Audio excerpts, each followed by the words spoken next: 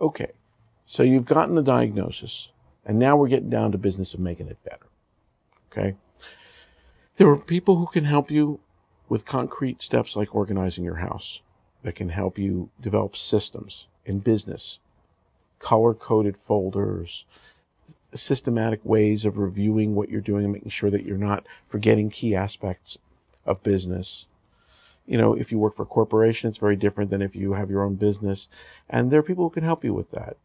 And a lot of times that falls under the rubric of what's called coaching. Okay? There's this thing called psychotherapy, and there's this thing called coaching. They're fairly similar, but they're not exactly the same. Coaching is a little more informal and a little more directed by the client, and it's less pathology oriented. In other words, it's not so much fixing something that's broken as much as finding ways to do things better than what you're doing them at present. The source can be a biological problem like ADHD, but the emphasis is more on health and doing it right rather than on trying to repair broken processes, as it were. With ADHD, the issues are pretty consistent. Impulsivity and consistency and the emotional reactions people have when your behavior is like that. It does some damage, and you need to heal your spirit a little bit, and you need to develop what we call remote reporting. Other people to cue you when you're not quite on target. Really helpful when you're ADHD. You got to develop trusting relationships with people who don't have agendas. It's not so easy to do because people oftentimes will want something from you, and they can use that.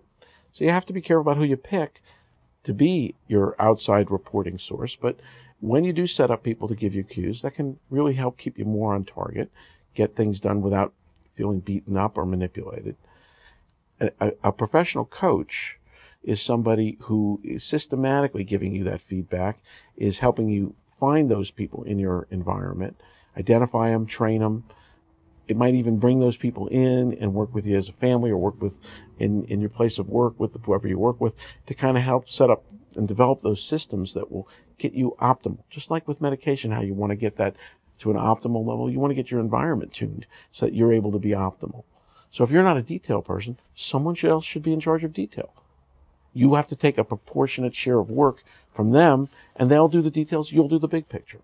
But you want to set up so that you're supported in what you do, so that you're working always to your strengths, stretching the strengths rather than compressing your weaknesses. I'm Dr. Joe, the Life Pilot.